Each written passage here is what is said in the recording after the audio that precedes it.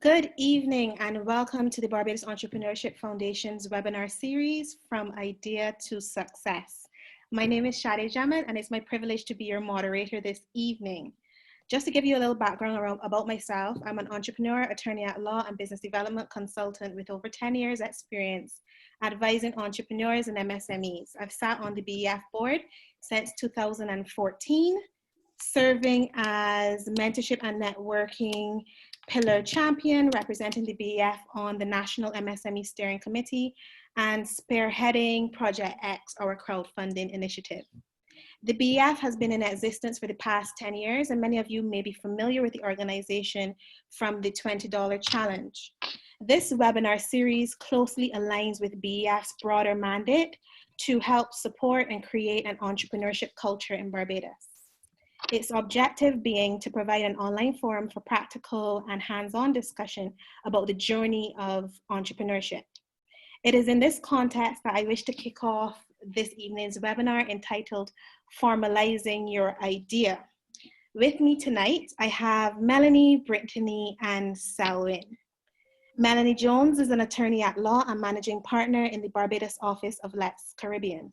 She leads the firm's international business practice, as well as its entrepreneurial business unit.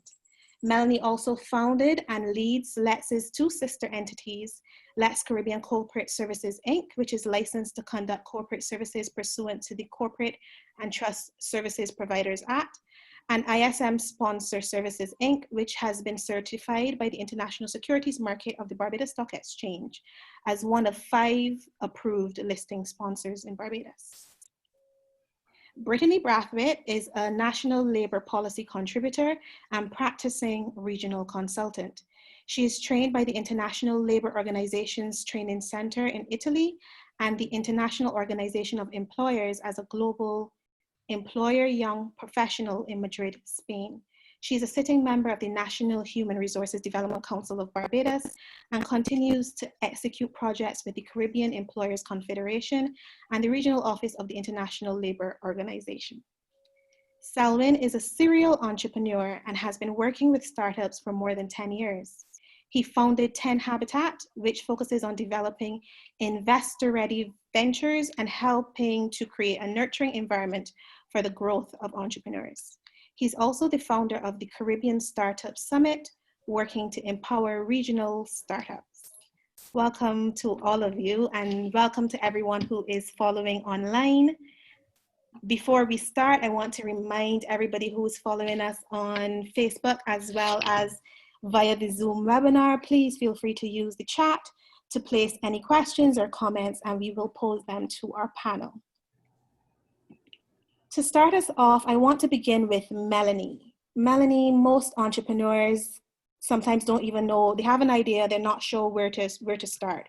We've been through a number of webinars now so far in this series that has tried to give them a place to start. But when it comes to formalizing that idea, deciding what they're going to do in terms of registration, incorporation, what's a good time for them to do something like that? And what are some of the main considerations that they should be taking into consideration?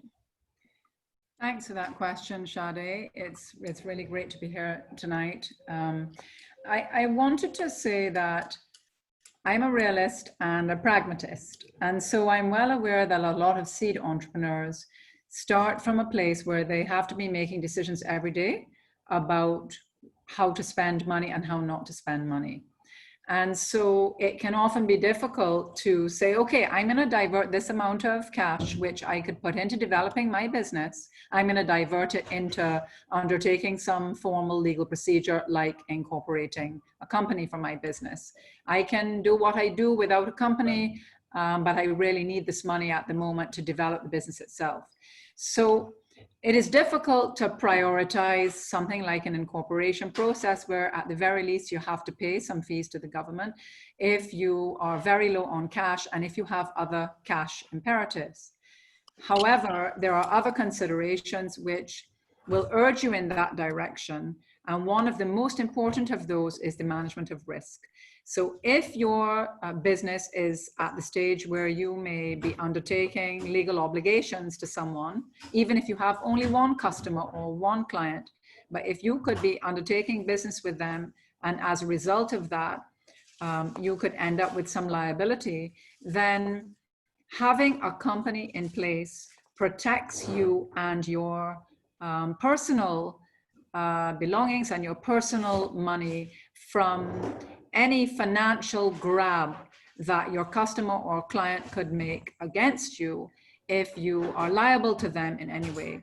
Because with a company, you can only be pursued to the extent of the money that you put into the company by way of share capital. So it limits your liability. And this can be very, very important depending on the type of business. Let's say you're in the food service business, and let's say you do a big event and you do a Caesar salad, and the dressing unfortunately has bacteria in it, and 400 people get really, really bad tummy ache. And some people have to be hospitalized, and it's traced back to your salad dressing. You could be held liable for that. The difference in your situation, if your company actually catered that event, as opposed to if you as a sole trader catered it, is huge, because the company limits your liability and claims can only be made against you to the extent of the amount that you invested in your company. The other consideration that is really important is that if you're at the stage where you might have somebody who is ready to invest in your business and help you grow your business and take it to the next step, then a loan is not the only way.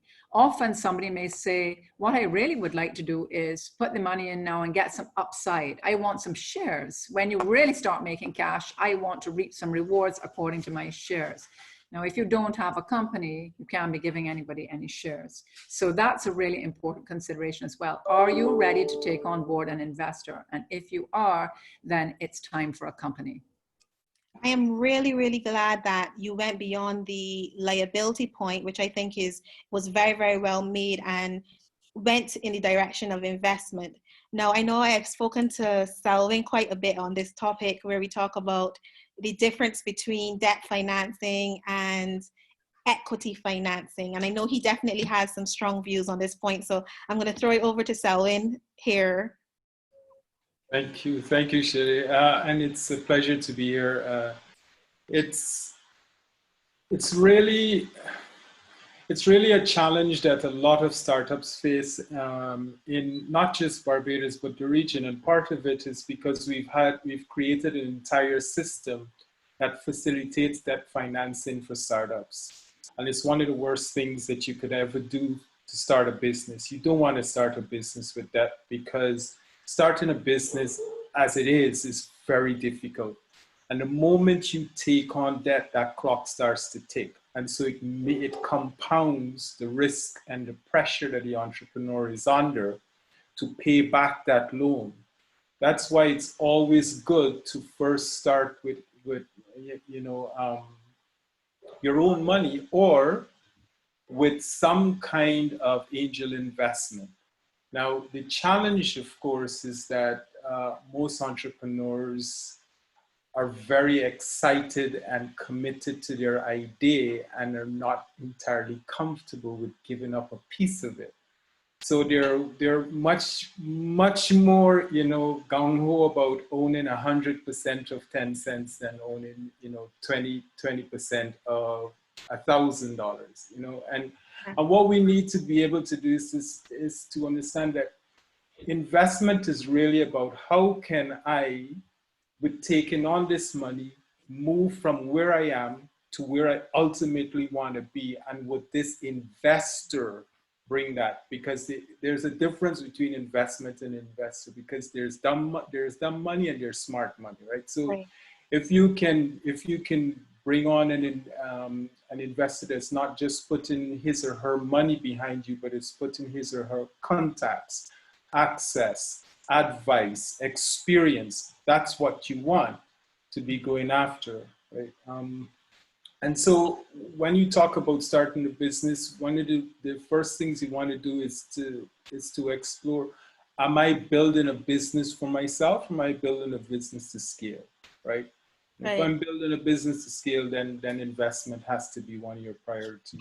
And how important, in your view and in your experience, is formalizing that structure to receive that investment? Melanie has suggested that a company structure is more often preferable for investors than if you're a sole proprietorship. Obviously, it's just you trading as, or if you're a partnership, you trading as the business name. How important is it, in your experience, to investors that you have a company structure in existence with the ability to issue shares to them and give them the stake that their investment really is consideration for?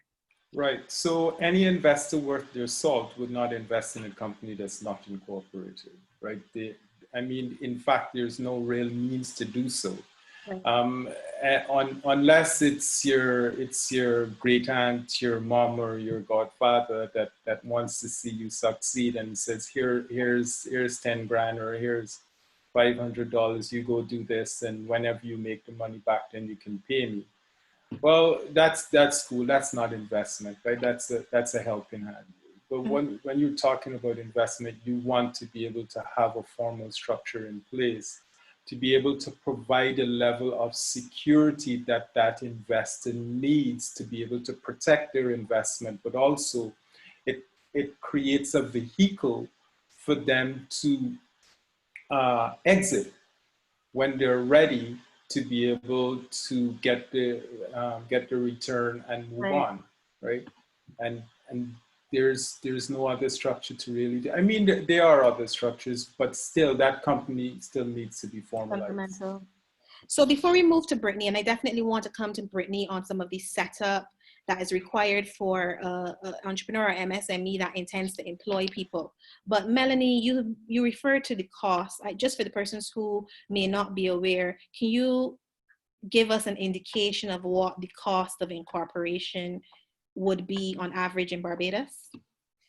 Well, the thing is, it's difficult to say on average, because I think the variable really is who is your service provider, who is helping you to set up this entity. And different service providers will have different fees. Most of them will charge a fixed fee, which means that you can inquire at inception, what am I going to have to pay by way of your fees? And you can know that from the outset, which is great, I think, because you can also shop around. And as is the case with us at Lex, we would normally give somebody a first meeting completely free, where they get a chance to kind of dry run us a little bit. And I would encourage that generally in the market, so as an entrepreneur, whoever it is you're thinking about using, get to know them a bit first, have a meeting with them first where you're not on the hook for any fees. And then you can assess what they're going to charge you in context. How do you feel about the way that they've advised you? Now, you might find a sole practitioner who may say, well, my fee is just going to be a couple of $100, and then you have to pay the government fee, which will not change wherever you go. But there are some new laws in Barbados that make it a little bit more expensive, because there is a new requirement now that every single company incorporated in Barbados has to make a filing under some new legislation. And at the moment, that new legislation involves some complexities which will require you to take counsel. It's probably not going to be possible for you as a startup entrepreneur who may be at an early stage in your career to have the level of commercial knowledge and experience to be able to navigate that new legislation and attend to the mandatory filings that now have to be made. So bottom line is, you could really do it on a shoestring if you find a service provider who will do it for a couple of $100 plus the government fee, but you would need to make sure that they are able to advise you fully, because there is this new obligation once you're incorporated to make filings under the economic substance legislation, and that applies to every single company in Barbados. A lot of people don't know that as yet, but every single company will need to do that. And I think it's something that actually is best done if you have some advice around it. But again, what you do is you ask up front. You say, oh, I hear I'm going to have to comply with a new piece of legislation in Barbados, and I'm going to have to make a filing, and I'm going to need your help navigating that. How do you charge for that? What will you charge me? So ultimately, what it will cost depends on who you choose, but who you choose depends at least in part on you, because you have to do your homework and find the right person. And I believe the scale of fees for incorporation sets the minimum at $1,500 plus government fees. Yes, it does. I would say that I'm aware that some practices, including our own, we do offer special discounts to seed entrepreneurs. So yes, we would conform to the scale of fees, but then there are special discounts that are offered. So again, really worth talking to your proposed service provider and drilling down with them into what's the best deal that you can get for you. Sade, if I can just quickly jump before you go to Brittany, and this is the whole concept of when to incorporate, right? It's really important for startups to understand that that is an expense that you undertake when the time is right, because you don't want to undertake that expense too early in the game. Because a lot of, and sometimes this advice comes from practitioners who tell startups you need to incorporate because it keeps you safe. But yes, that's true. But at what point? When the risk becomes great and you need to protect yourself, yes, like Melanie said earlier. But at the onset, you need to be testing your business out. You need to be figuring out, is this really a business? And is it really a business that I'm going to go for the long haul? Then you start to consider putting money behind it when you've actually got a business. I think that's a very, very good point, and we're definitely coming back to that one, Selwyn. I just want to go to Brittany very quickly. Brittany, obviously as an HR professional, I want to hear what you have to say about setting up a business, especially a business that has employees or has actually don't let me say employees, has human resource needs. What are some of the things that entrepreneurs and MSMEs in Barbados need to really take into consideration when they're putting together their business and have those types of needs? So two things that I think are important that both Melanie and Selwyn touched on are important for entrepreneurs to keep in their minds when they're deciding around labor. And for me, as a practitioner and as a consultant, I always tell people, Selwyn mentioned it, scale. So for some reason, lots of entrepreneurs, not just here, but across the region, they love to have employees. And I mean, you can be 5 or 6 months into your business and we're all proud to say, I'm employing 40 people. And I always say, but is your business even scaling enough to pay you? Have you considered whether do you need employees? Do you need to take labor on in that form? Can you have casual labor? Can you have seasonal labor? What does your business dictate? And that is imperative. So in the same way that an entrepreneur will ask, or as Selwyn said, an entrepreneur should ask, when do I take the risk of incorporation? I think we entrepreneurs have to be far more careful with how they use labor and how they engage labor. And I know some persons, when you're jumping into entrepreneurship, you get your cousins, you get your sisters. So I always said it best, you get your godmom to invest, but then sometimes we end up with these people working with us as well. How you engage your labor as a small business is really, really important. If you are seeing your business scaling up and the intention is to bring people on full-time, etc., there are options. And I want to start by saying that there are many options to engaging persons. You do not have to engage full-time employees as soon as you have a business. It's a fallacy. That's not a thing. Some entrepreneurs are barely making money to, pay their loan or pay their debts, and they're paying salaries and they're taking statutory deductions. And this is not just in Barbados. I'm talking about, across the region. So I'm glad that you mentioned statutory deductions. Let's start there. So for a business who has opted to go the route of having employees, what are some of the obligations that come with being an employer, and what are some of the alternatives and the difference in the other arrangements? You mentioned casual workers, for example. Some consultants is also another option. Can you spend some time for the benefit of the audience, kind of differentiating between those different scenarios and what the implications are for the business owner? So let's talk about, you know, three basic ones. So you can have casual employees that, you know, could be employees who are engaged based on the services they're rendering. They may not be necessary or pivotal to the the indefinite running of your business, but you need them for a period of time.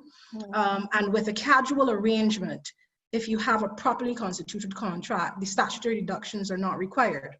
Right. Now, to be clear, at least in Barbados, the statutory deductions are the national insurance scheme, which is the same thing in Jamaica. And in Barbados, you have, you know, taxes, PAYE.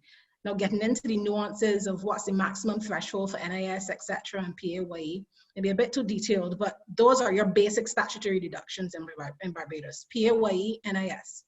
If you're engaging a person in a purely casual relationship, that's not necessary. If you're engaging an employee, and if you're issuing an employment contract with this person, and that is part of what you are agreeing to, then those are obligations. Now, one of the challenges we have with small businesses is you make a contract and the contract is legally binding to deduct these statutory deductions, and often you don't pay them over. Now, that is illegal. So this is why I said, you know, deciding how you engage labor and when is important, and when you engage labor can be the make or break of your business. You know, you see persons having employees as young as a business as a year, and you know they end up in 2 years owing the national insurance scheme just because they may have been deducting the national insurance from person's money, but to keep cash flow turning, they don't pay it over.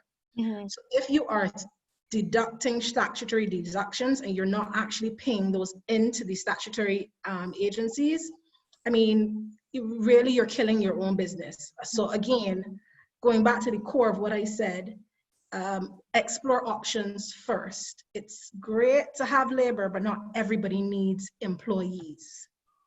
And I want, just on the back of what you've just said, I want to circle back to Melanie now in terms of some of the legal implications of not paying over your NIS and those types of deductions that you've made. You know, Brittany mentioned that that's illegal. You know, what are some of the implications? I know, for example, that sometimes that can affect your ability to sell a property, for example, if the business is owing. Can you explore some of that for the benefit of our audience? Yes, well, I think, you know, this needs to be looked at very conceptually. I think that person should just start with the basic premise that to the extent that you should be making contributions to the NIS or paying taxes of any other kind, you need to assume that if you fail to do so, then the government is going to have a lien on your property or the assets of your business until such time as you settle up. Right. And the other thing about it is that it isn't just the question of the government having a lien, which encumbers, it burdens your assets. It means that you cannot give clean title to them, to anyone, until you first settle what you owe. Obviously, penalties can also apply. You know, for certain types of payments that are due to the government, the failure to pay will attract penalties. And I think it's very driven by what is the particular scenario, the analysis of, well, how much are you going to end up owing and so on. But the starting point needs to be, if you owe money to the government as a cost of your business through tax or NIS or similar deductions, then you're going to end up with a lien on your property, and you could also be liable to, you know, punitive financial measures like fines. So it's to be avoided at all costs. And these things do build up as well. You know, we definitely have engaged with persons who haven't paid NIS, let's say, over a period of years. Then somebody makes them an offer that they cannot refuse for the business, and they find that you know, this fantastic windfall that they were hoping for ends up being in their hand a lot smaller because they actually have to regularize matters before they can sell. That's a very good point. So to me, it sounds like the big takeaway here is do not cut corners in the early days because you will pay for it later. We have a question from one of our listeners, and the question really is from Melanie, and it is in relation to the new legislation and whether or not it is a one-time filing for setup, or if it's an ongoing requirement, what exactly is the frequency for this new legislation that you refer to? And if someone that's watching wants to go and Google this and, you know, bring themselves up to speed on what it is that you're referring to, you know, can you give some additional context for that? Yeah, certainly. So if you just Google Economic Substance Act Barbados, you will find the new legislation. But the filing requirement is at inception or shortly thereafter, and then it is annual. And effectively, it is for a company that is wholly owned by persons resident in Barbados, that only does business in Barbados, your filing essentially is an affirmation of those facts. Right. Okay. And once you affirm those facts, then your need to engage with the economic substance regime is mild and eminently manageable. If, however, you get into a business and very soon afterwards you take in an investor who is not a resident of Barbados, then when you engage with your economic substance filing, you actually have to go through further rigors which are associated with that regime. So, and you do need to engage annually with the regime. You effectively have to either make your simple affirmation, or if you're in the more kind of intricate aspects of the legislation because you're not wholly owned and controlled and solely doing business in Barbados, now you have to go through a slightly more complex filing and process, and it is definitely annual. Okay, thank you for that, Melanie. No problem. So I wanted to circle back to business development concerns in setting up the business, Selwyn. And what are some of the things that, in your experience, I know that you do a lot, you engage with a lot of MSMEs and entrepreneurs at 10 Habitat. From your experience, what are some of the things that are missing in the MSME environment when it comes to setting up a business, formalizing the ideas, dotting the I's and crossing the T's? What are some of the things that a lot of entrepreneurs are missing and are not considering from a business development perspective?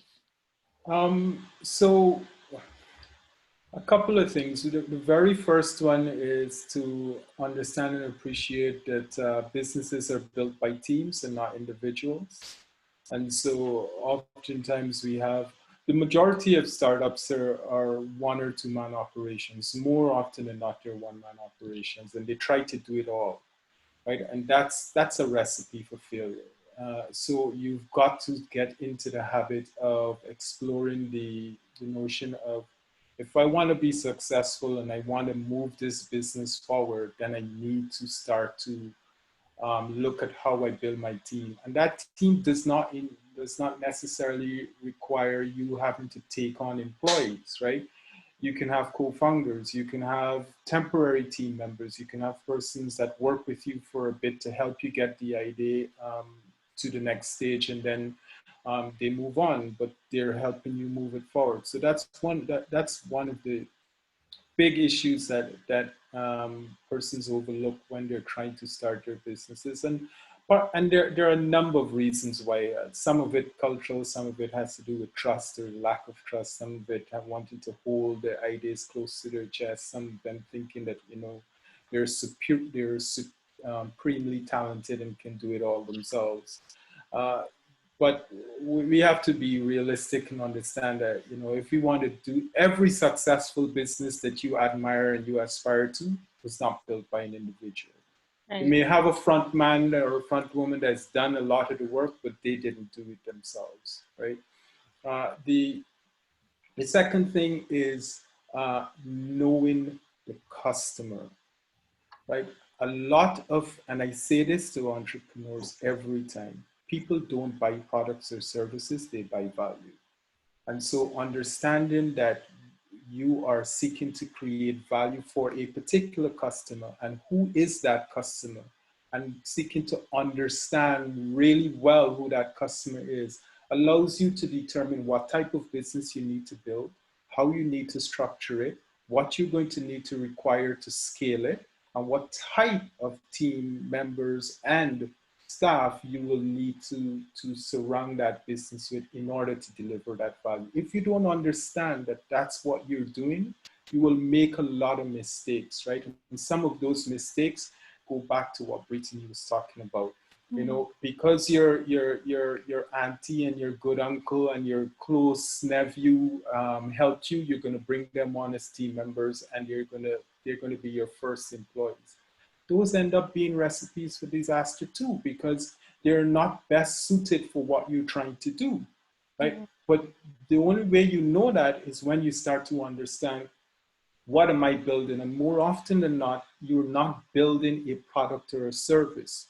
You're building something that delivers value, and the product or the service is just the conduit through which you deliver that value. So focusing on what that value is first helps you to understand what type of business you need to build. So I know that Brittany has a comment on that. Brittany, in addition to whatever you are bursting to say, I would like you to also address so we know that entrepreneurs tend to hire, you know, the cousins and the aunties and friends. And how would you advise an entrepreneur that's starting out to navigate the inevitable issues that are going to arise from that familiarity, that double relationship of being a friend or a family member, and also being the boss?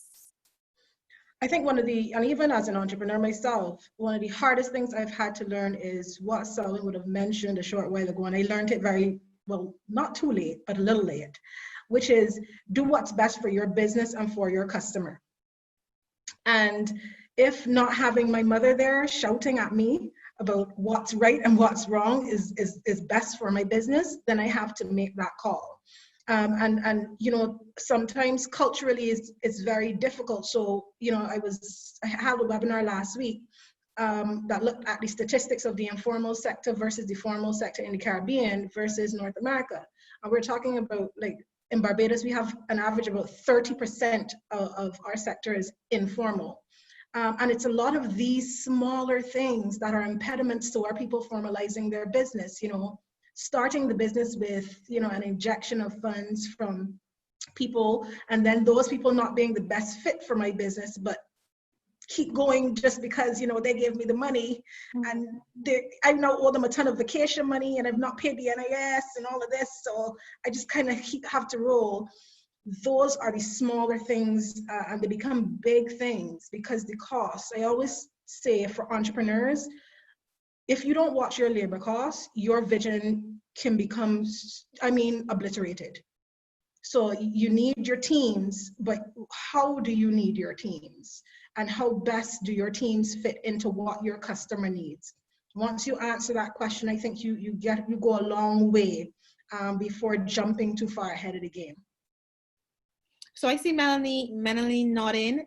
I'm sure you have something to add now, Melanie, as well. But I also want to kind of take another round at this particular question, but outside of a Barbados context. So if you're a business and you want to scale your business regionally, at least, right, or internationally, how does that change in context outside of Barbados now impact how you go about addressing these concerns? You know, one question we have from a person who is watching us online is that their business needs to go regional. How is the best way for them to develop the right team across the region? If you don't have that face-to-face, close proximity, relationship-based way of identifying the right people, and you have this distance, or you're doing it in another jurisdiction, you know, what is some of the advice that you would give to entrepreneurs and MSMEs looking to take their business regional or even international?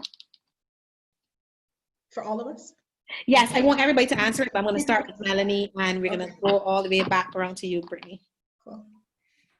So assuming that we are talking about a seed entrepreneur, one of the things, the very practical things that I say to my startups and that I try to offer them is, look at your existing network. Who in your existing network is regional? Who has a regional network that you are engaged with here in Barbados? And how can you leverage them and their network to help you, you know, create the right team.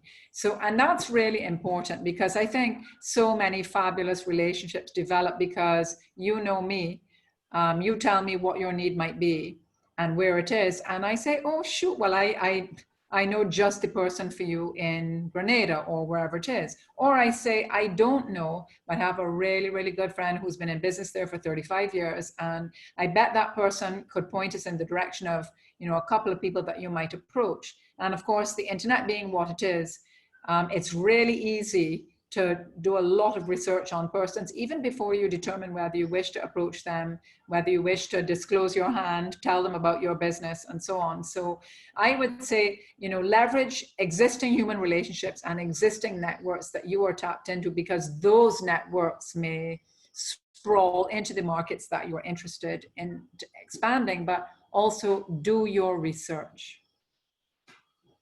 Selwyn? Yeah, so I completely agree with Melanie in terms of leveraging your network. But so there's this thing that, and I'll try to be really brief as much as I can be on this, because this is a really touchy subject for me when it comes to this. Now, so there are two reasons that we've seen and fundamentally believe that entrepreneurs and startups fail, and it has nothing to do with money.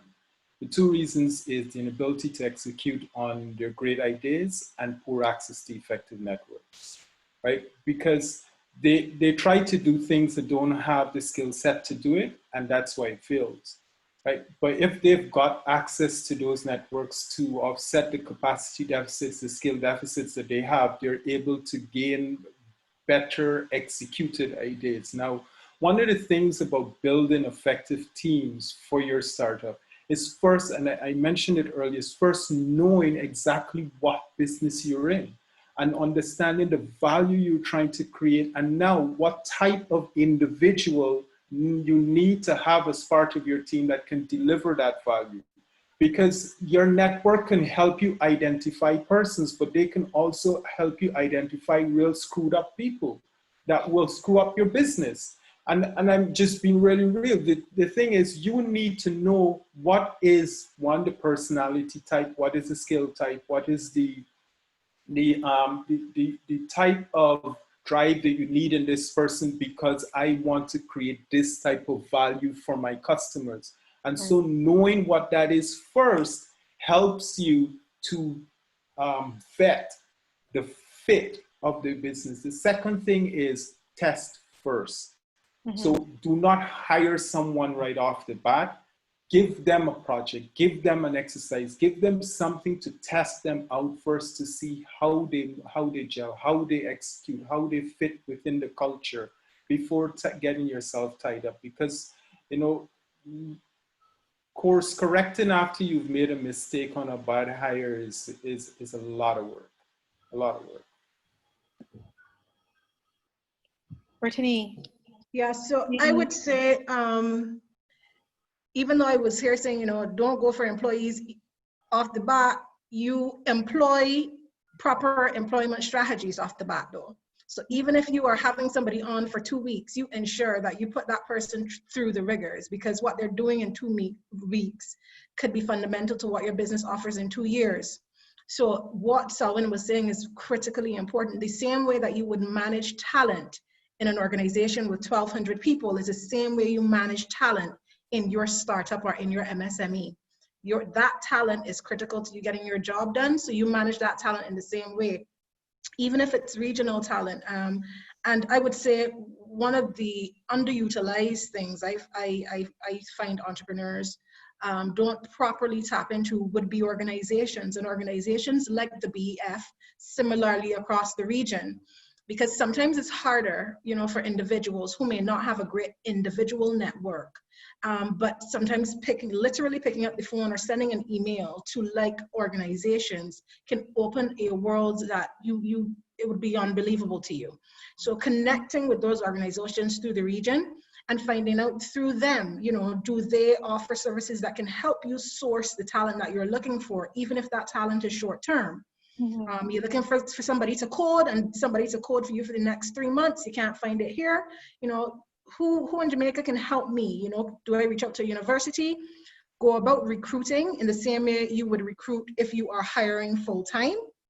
That would be the baseline of advice, but also really utilize organizations. Sometimes our individual contacts can guide us in good directions, as Selwyn says. Sometimes we end up in bombs, but I find organizations, much like the BEF across the region, have been fantastic for entrepreneurs. And much like Selwyn's network, 10 Habitat and so on. I think that that's a very, very, very good point. Basically, the common thread that ran through every single one of those answers was mentorship, was networking. I think that I want to come back to those points, but I want to remind everyone who's watching us online, please feel free to put your questions in the chat so that we can pose them to the panelists. I want to zero in on mentorship in particular. Now, obviously, there are different types of mentorship. There's peer mentorship, there's one-on-one mentorship, there's cluster mentorship. How important is mentorship, and what's the right time? We've talked a lot about timing on this webinar. What's the right time to engage a mentor? And in terms of networking, what aspects of the business do you believe networking lends itself most to contributing towards? So we want to make sure that people are working smart and that they're employing the right strategies for the right aspects of their business in formalizing the idea and in building up their business. So I want each of you to kind of make your contribution around mentorship specifically, but also networking, and which aspects of the business are most appropriate for applying these two tools towards. We can start with Brittany and come around to Melanie. So for me, I think it depends on where you sometimes as an individual are at, because sometimes you can engage a mentor and your idea is not properly sculpted, or sometimes you engage a mentor and the mentor helps you to sculpt that idea. I think it really depends on where you mentally are at, and if you can accept, if you have a good mentor, you're going to get constructive criticism, you're going to get constructive feedback, you're going to get some answers that you don't like to your questions. You may be told that your idea is not great, but if you shift it around, it may be great. One of the best mentorship programs I've ever seen is when I was living in Italy for a little while, and they had huge conglomerates and very successful executives mentor some MSMEs and small business owners just because their informal sector was becoming too large. And it wasn't a matter of those executives throwing the same business models on these people, but it was more so to help them to understand, how do you get out of your own head and get your idea going. So I know in the Caribbean, we have implementation deficit is what people always call it.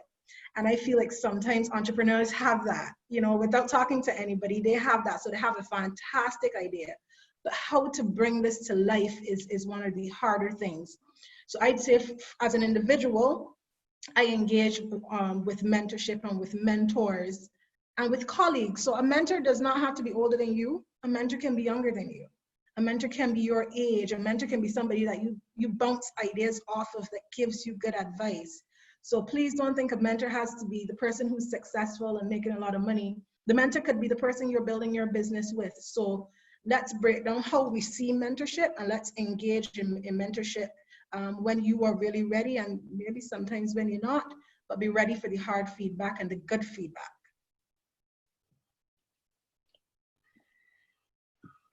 So for my part, I think it's never too early for mentorship. I think that you also have to always be clear in your mind whether, I think there are two types of mentors in a startup.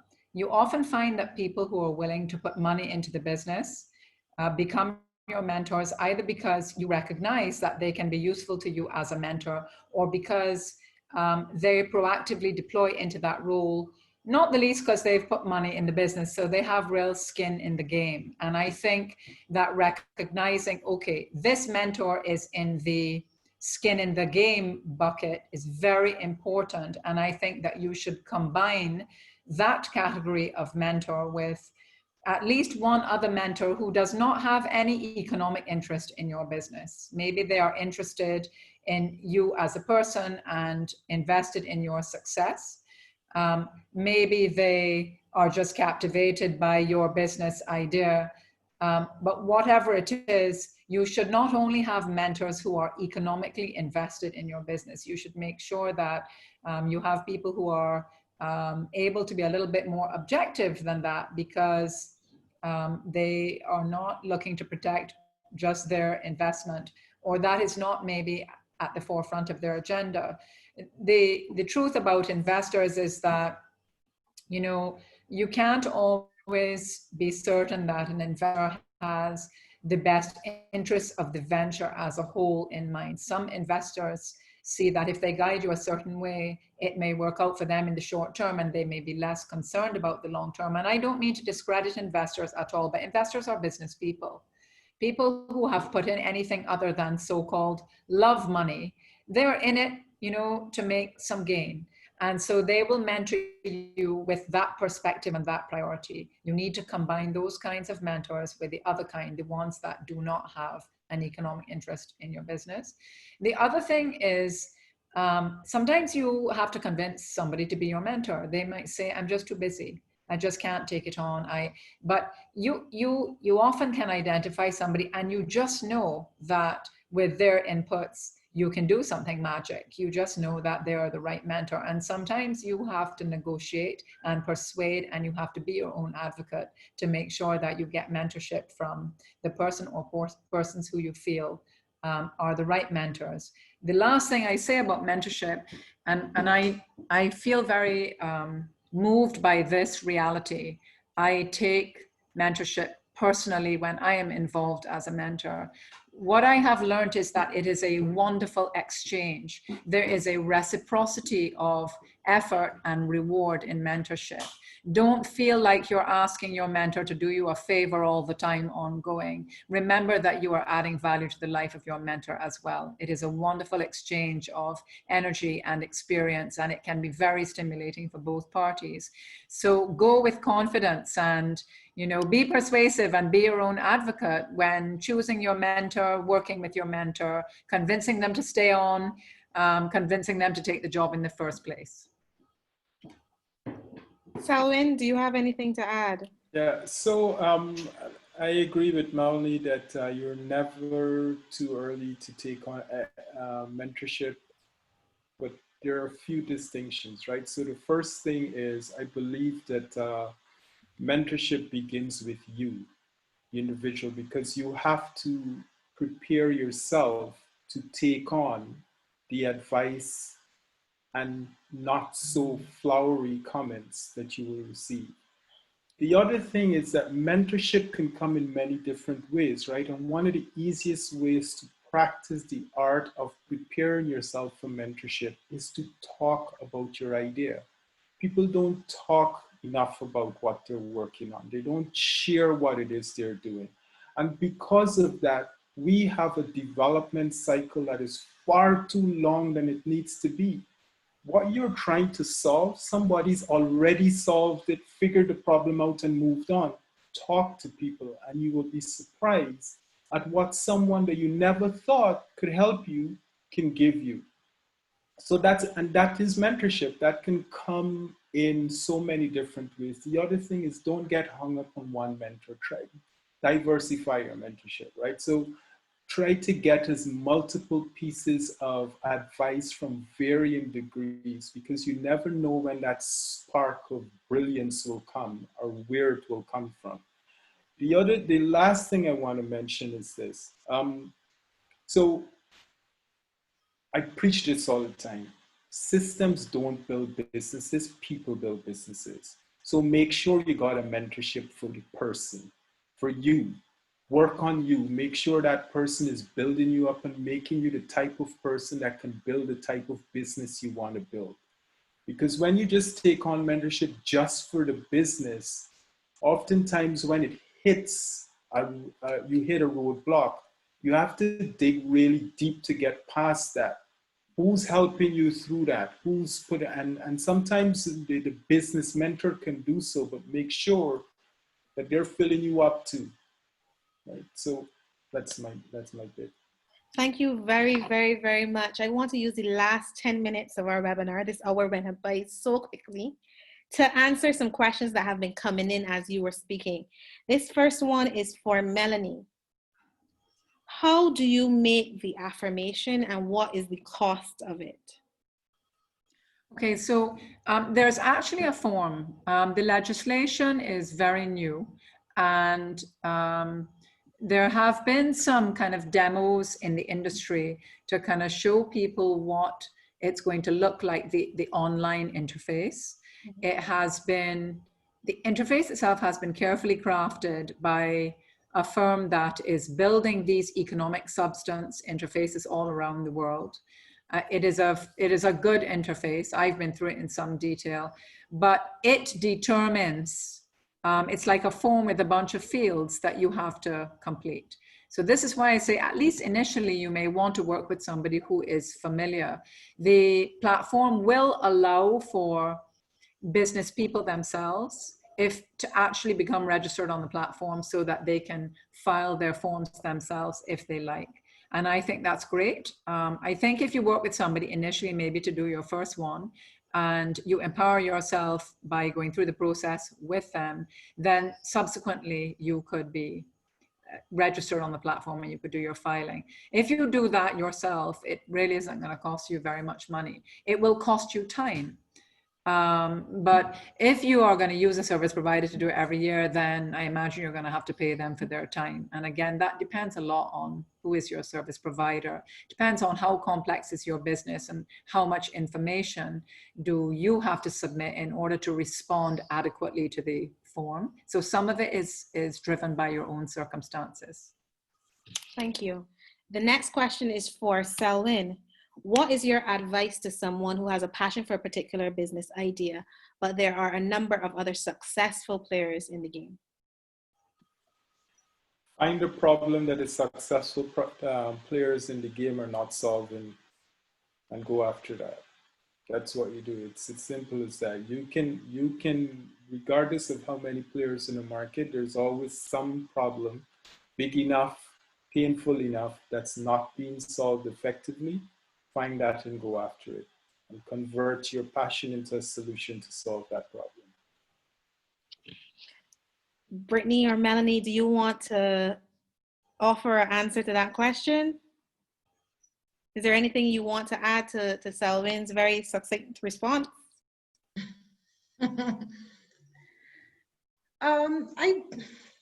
I don't think so. I was actually kind of wide-eyed at the answer because I was like, oh, there we go. But as a consumer, that's what I would want also. And I was just there thinking about my business is like, what else could I do? So I don't have anything else to add, but thank you. I'm reflecting on the question. Sade, reiterate the question. I was quite beguiled by Selwyn's answer, but reiterate the question. I want to look at it from another angle. The question is, what is your advice to someone who has a passion for a particular business idea, but there are a number of other successful players in the game? So I guess it depends as well. Where is the game? Mm-hmm. In an environment like ours, a lot of people have made a lot of money from taking an idea that is well established overseas, but has not been established here. Yeah. So for example, I mean, obvious examples would be something like Adopt to Stop or underground garbage cans. Mm. I mean, those are wheels that were completely and totally and shamelessly reinvented here, but, you know, to a very lucrative extent.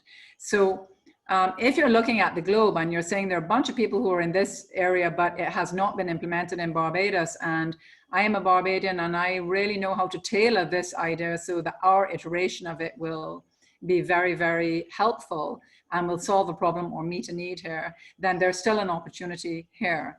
The other thing, of course, is that a thing is worth what the market will pay for it. And if somebody is doing something really well, but you can do it as well, or even nearly as well, but cheaper, then you may be able to take a corner of the market. It really depends on, you know, what you're talking about specifically.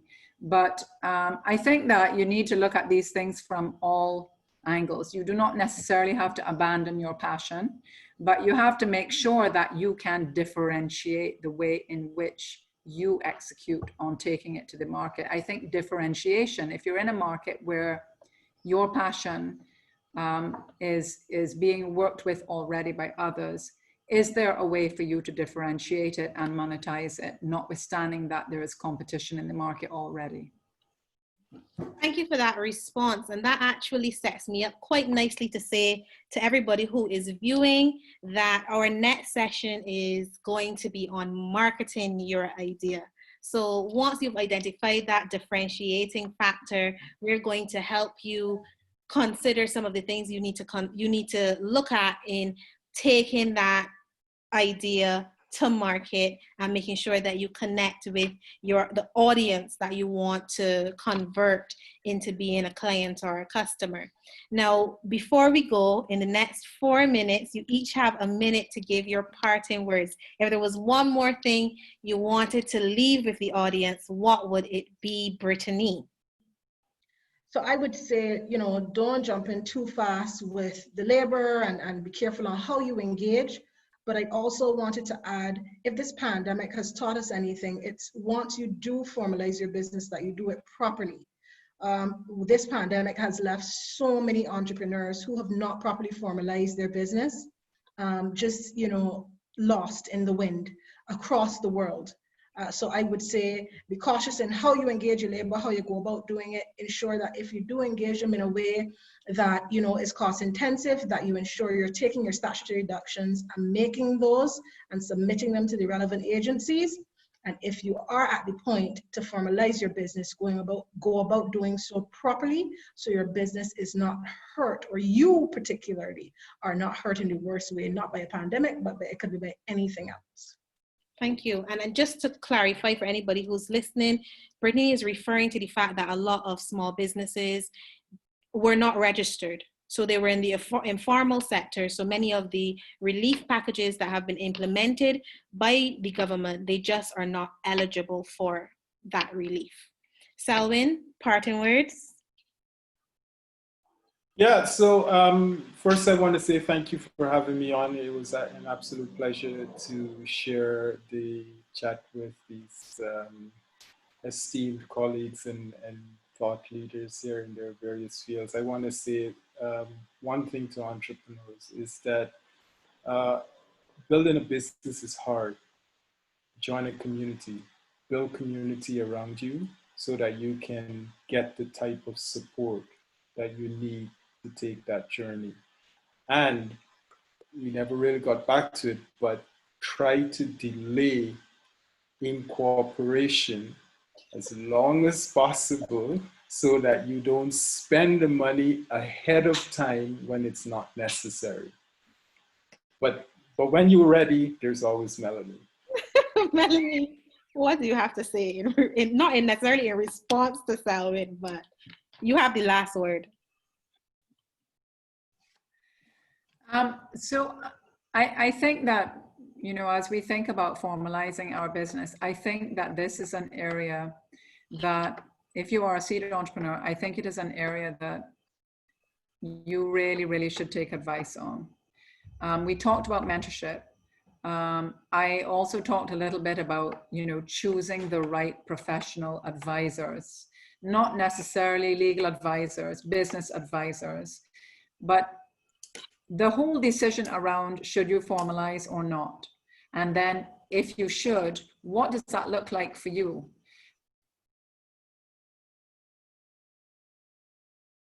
From your advisors, you need to make sure that you find the right people. You need to make sure that you get a ton of information and that you really synthesize that information and that you apply deep thought.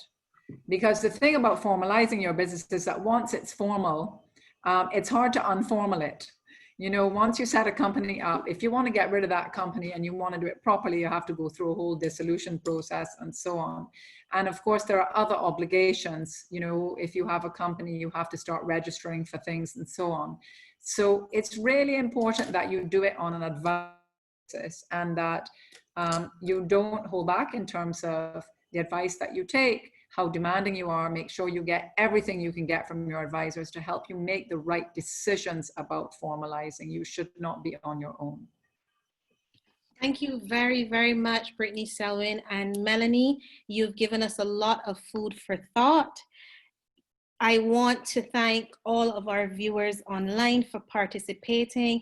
The conversation will continue. You can visit our Facebook page and continue to have conversations on the recording of this webinar, as well as please make an effort to join us for our next installment of this series, which will be on marketing your ideas. Thank you very much for joining us. And just to reiterate what Selwyn said, please join a community.